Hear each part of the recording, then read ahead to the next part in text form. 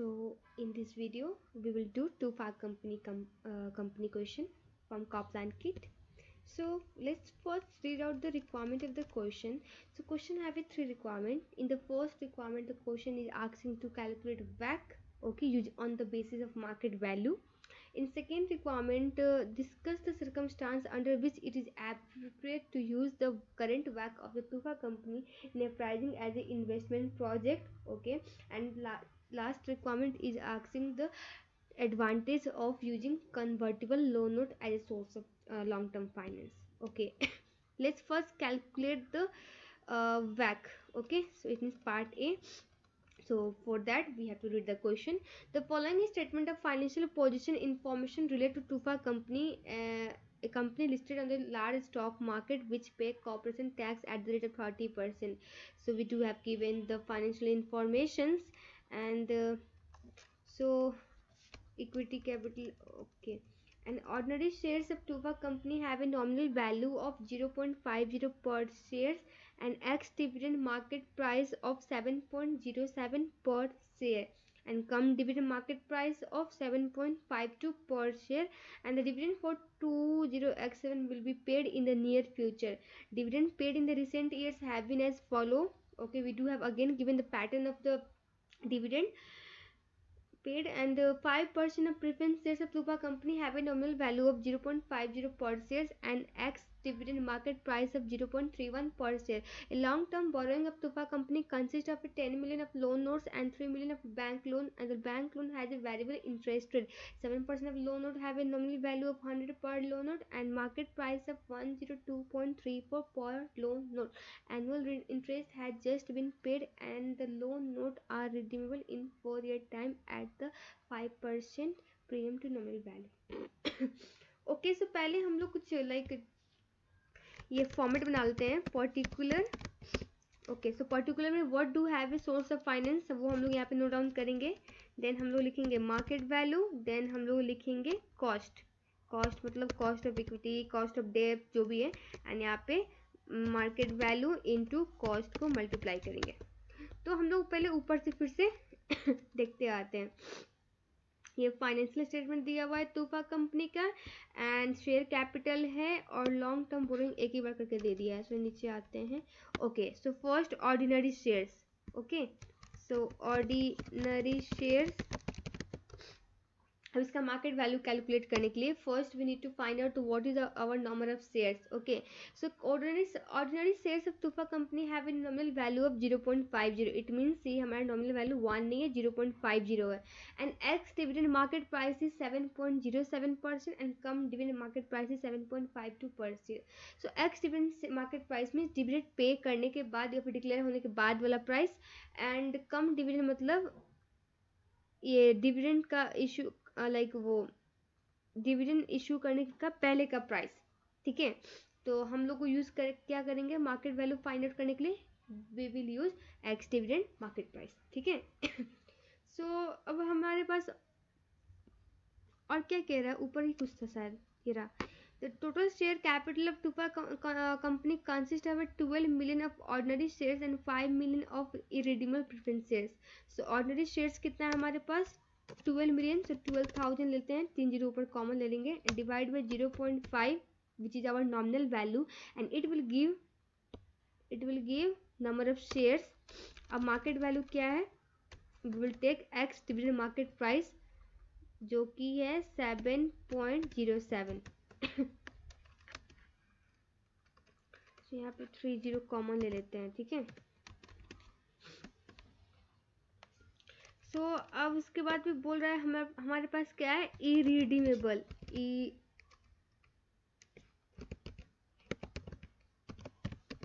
Preference share है. ठीक है.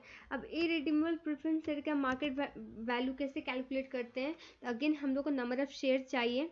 तो 5 मिलियन है ये पूरा total value, and nominal value इसका कितना है, इसका नॉमिनल वैल्यू, एक सेकेंड, हाँ ये रहा 0.50. So 0.5 is our nominal value for the irredeemable preference shares, and इसका मार्केट प्राइस वो दिया हुआ है 0.31%। एक्स डिविडेंड मार्केट प्राइस लेना है हम लोग को 3100 आया। अब उसके बाद हमारा लॉन्ग टर्म बोरोइंग में क्या है, एक तो हमारा है लोन नोट है, ठीक है, लोन नोट, उसके बाद bank loan. Okay, so bank loan का market value as it is रख देते हैं, कितना दिया हुआ है 3 मिलियन।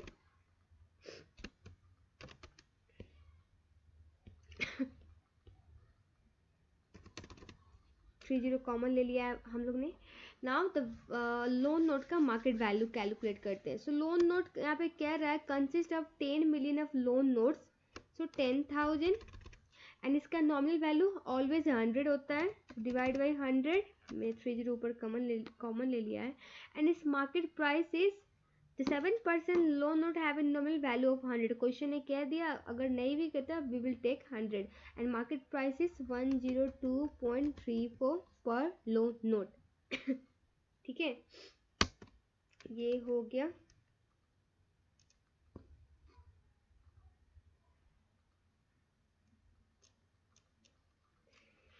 अब हम लोग कॉस्ट कैलकुलेट करते हैं। कॉस्ट के लिए मैं यहीं पे दिखा देती हूँ आपको, ठीक है। तो पहले कॉस्ट ऑफ इक्विटी कैलकुलेट करती हूँ।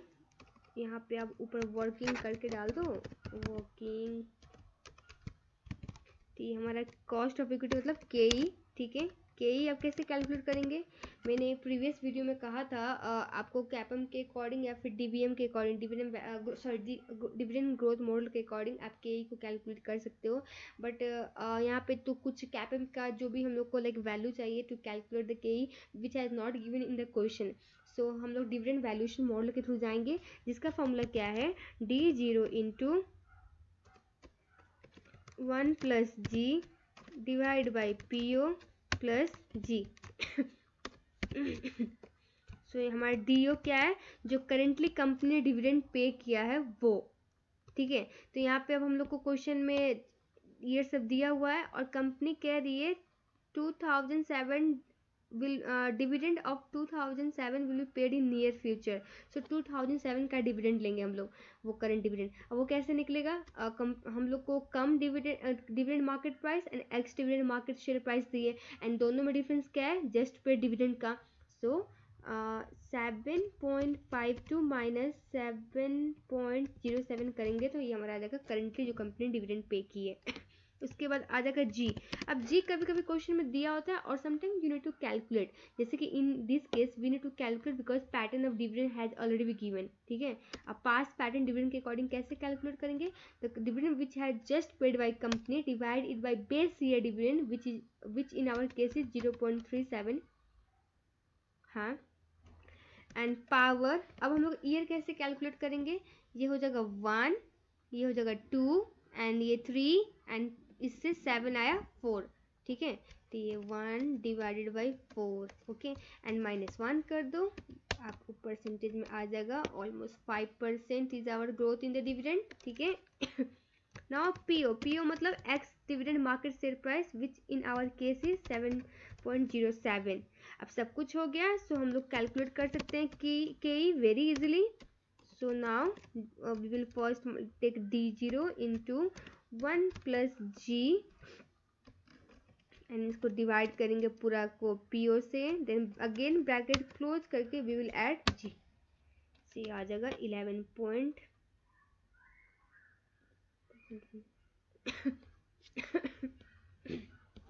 ठीक है। तो ये कॉस्ट ऑफ इक्विटी को यहाँ डाल देते हैं, ये हो जाएगा हमारा कॉस्ट ऑफ इक्विटी, ठीक है।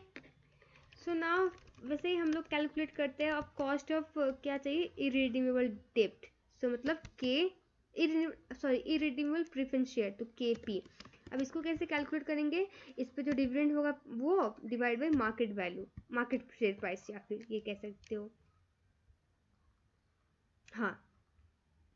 तो हमारा D क्या है, अब कितना इस पे डिविडेंड दे रहा है 5%, ठीक है, एंड इसका नॉमिनल वैल्यू है 0.50, तो उससे मल्टीप्लाई करेंगे, सो 5% इंटू 0.50, ये ना भूलें, ये मिस्टेक करने का यहाँ पे एक पॉइंट है ये। एंड मार्केट वैल्यू मतलब मार्केट प्राइस पर शेयर क्या चल रही है, 0.31, ठीक है। So now KP equal to, simply divide this two and इसको परसेंटेज में कन्वर्ट कर दो। ये हो जाएगा आपका KP का cost of irredeemable preference share.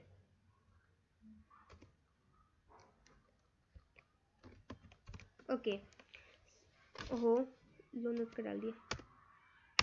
Okay, अब लोन नोट का हम लोग को कैलकुलेट करना होगा। लोन नोट के लिए क्या इन्फॉर्मेशन दिया, अगेन KD कैलकुलेट करेंगे। KD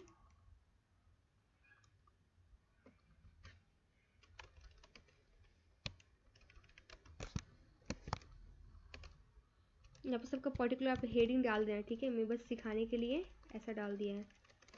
ओके, सो नाउ मैं KD कैलकुलेट करेंगे। KD कैसे कैलकुलेट होगा, अब इसके लिए पहले इंफॉर्मेशन देखते हैं। The 7% loan note have a nominal value of 100 per loan note and market price is 102.34 per loan note. Annual interest has just been paid and the loan note are redeemable in the 4-year times at 5% 5% premium to nominal value. मतलब ये redeemable loan note है। अब इसके लिए हम लोग क्या करते हैं, IRR का अप्रोच अप्लाई करते हैं। तो 0 1 2 3 4 ईयर के लिए लोन नोट है। तो इनिशियल ईयर 0 में हमारा क्या आएगा, मार्केट वैल्यू, वो क्या है 102.34। अब इंटरेस्ट कितना पे कर रहा है, अब लोन नोट का नॉमिनल वैल्यू कितना होता है 100 और 7% लोन नोट के अकॉर्डिंग 7 हुआ इंटरेस्ट। एंड इस पर हम लोग इंटरेस्ट चार्ज करेंगे, क्योंकि इंटरेस्ट टैक्स वो करेंगे क्योंकि टैक्स रिलीफ कंपनी को मिलती है। And tax rate is in our question 30% ऊपर दिया हुआ, ठीक है। तो 30%, 1 माइनस 30% करेंगे तो कितना आ जाएगा 70%,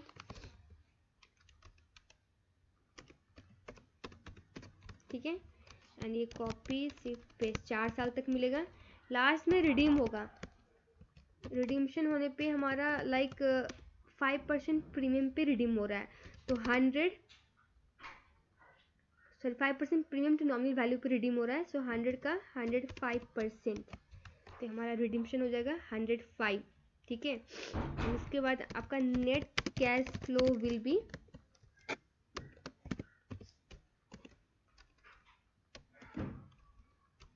ओके, सो यहाँ से कॉपी शिफ्ट पेस्ट। अब IRR का फॉर्मूला जो एक्सेल में वो हम लोग डायरेक्ट अप्लाई कर देंगे। IRR,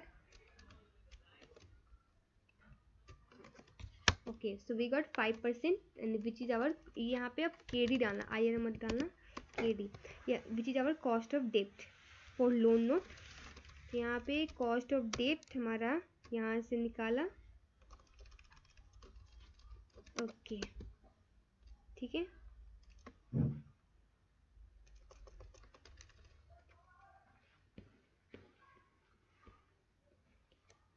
ओके, अब बैंक लोन के लिए ना कुछ हम लोग को इंटरेस्ट नहीं दिया है, सो हम लोग लोन नोट वाला ही इंटरेस्ट यूज करेंगे उसमें।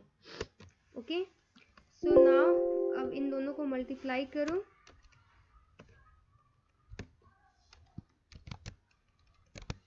ओके, तो ये टोटल करने के बाद कितना आता है, सम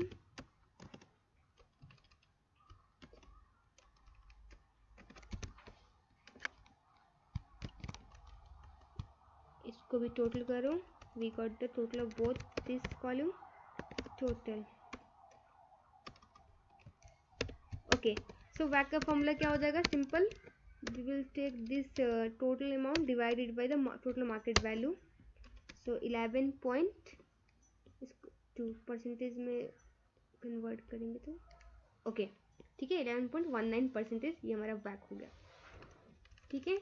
ये आप कॉस्ट ऑफ इक्विटी डेट या आप डायरेक्ट भी कर सकते हो, या फिर आपको वर्किंग करने का वर्किंग करके इजी लगेगा, सो ऐसे भी कर सकते हो, ठीक है।